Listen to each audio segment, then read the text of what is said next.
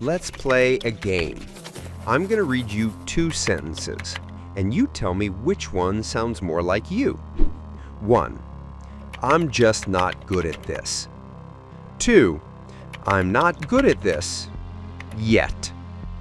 That one little word, yet, is the difference between staying exactly where you are and becoming the kind of person your old self wouldn't even recognize. For years, I was a sentence one guy. Fixed mindset all the way. If I sucked at something, it was proof. Proof I didn't have the talent. Proof it wasn't my thing. Math? Nope. Public speaking? Absolutely not. Dating? Let's not even go there. I thought skill was some genetic lottery I'd already lost. And I wore that belief like a badge, the just being honest badge. Truth? It wasn't honesty. It was self-sabotage with better PR. Then I heard about this idea, the growth mindset. Not from a self-help guru, from actual research. Psychologist Carol Dweck studied thousands of students and found something wild. The ones who believed their abilities could grow actually did. Better grades, more resilience, more willingness to take on hard stuff. Meanwhile, the fixed kids avoided challenges, gave up faster, and took feedback like it was a personal insult. Let me give you one of Dweck's favorite examples, because it hit me right in the face. A group of struggling 7th graders were split in two. Half got generic study skills training, take notes, stay organized, manage your time. The other half learned one extra thing. Their brain is like a muscle, and it gets stronger when you push it. That's it. No magic app, no expensive tutor, just the belief that effort rewires you.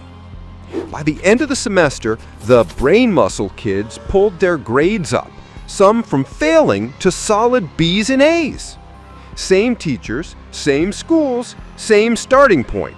The only difference, they stopped seeing effort as proof they weren't smart and started seeing it as the way you get smart. Here's what a fixed mindset does to you.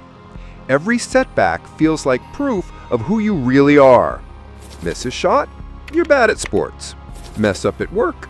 You're not leadership material. Bomb a date? Guess you're destined to die alone with 3 cats named after Marvel characters. The growth mindset flips that script. A miss is feedback. An awkward moment is practice. A failure is, still annoying, but also a blueprint for getting better.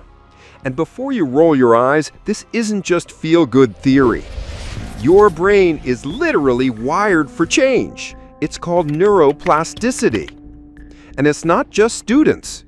To get licensed, London taxi drivers spend years memorizing thousands of streets, something they called the knowledge. Scientists scanned their brains and found that the ones who completed the training had literally grown their hippocampus, the part that handles navigation and memory. Think about that. Their brains physically changed because of the work they put in. And these are adult brains, not kids. They trained and their hardware upgraded.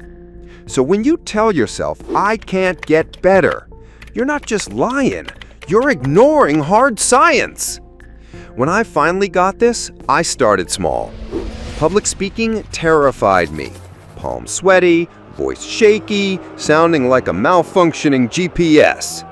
Old me would have avoided it forever. New me, I signed up to speak at the smallest meetup I could find. 10 people, a bar microphone, and a topic I barely understood. It wasn't pretty, but it was a rep. And every rep burned new proof into my brain. We can do this. Now, I talk to hundreds, sometimes thousands. Not because I was born confident, but because I stopped treating fear as a stop sign. Want proof this works outside my little bubble? Look at Michael Jordan, cut from his high school varsity team. Could have quit. Could have said, guess I'm not built for this. Instead, he treated it like fuel. obsessed to more training, added skill after skill until he was the best to ever do it. Or take Thomas Edison, 10,000 failed attempts at the light bulb. 10,000! A fixed mindset would have quit after 10 tries and blamed the tools. Edison, I haven't failed. I've just found 10,000 ways that won't work. And then there's Colonel Harlan Sanders, the KFC guy. At 65, broke and living on a $105 Social Security check, he started pitching his fried chicken recipe to restaurants, rejected over 1,000 times. Most people would have taken that as the universe saying, "Buddy, stop." Sanders just kept going until someone finally said yes. Now, his face is on buckets in 145 countries. Those stories aren't about magic talent. They're about refusing to let not yet turn into never. So how do you move from fixed to growth? 1. Catch the labels. Every time you say, "I'm not good at something," stop and add, "yet." 2. Find one small win. Don't try to reinvent yourself in a week. Just prove you can move the needle. 3. Look for examples. Surround yourself with people or stories of those who leveled up through work. 4.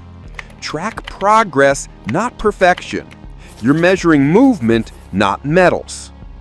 Before you tattoo growth mindset on your forehead, let's be real. Belief alone doesn't magically hand you results. You can't just think yourself fluent in Spanish or bench pressing 300 pounds. But here's what belief does. It keeps you in the game long enough for the work to matter. Fixed mindset quits early. Growth mindset says, "Not yet. Let's go again." Here's the sneaky part nobody tells you. It's not just about skill, it's about identity. When you see yourself as someone who levels up, you don't care about being bad right now because you know it's just the tutorial.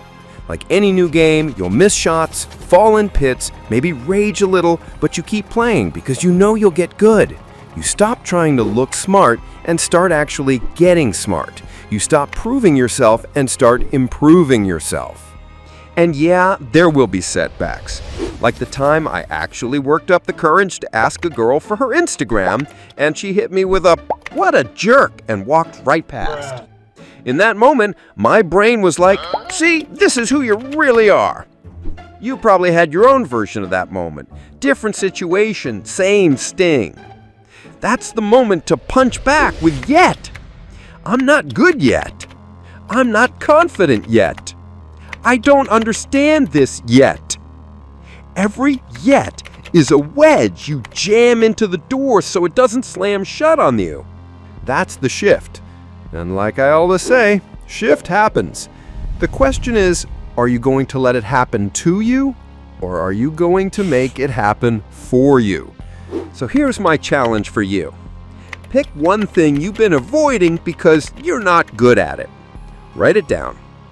Now, do the smallest possible rep of it today. If it's fitness, 1 push-up. If it's writing, 1 messy paragraph. If it's social skills, 1 hey to a stranger without overthinking it. Don't worry about being impressive. Worry about proving to yourself you can take a step. Because 1 step breaks the fixed mindset's biggest lie, that you're stuck. And if you keep going, that thing you thought you'd never be good at will quietly become something you're known for. Not because you were born with it, not because you got lucky, but because you decided to grow. So, fixed mindset or growth mindset? The choice isn't just about how you see the world. It's about who you'll become in it. And remember, shift happens. The rest is up to you.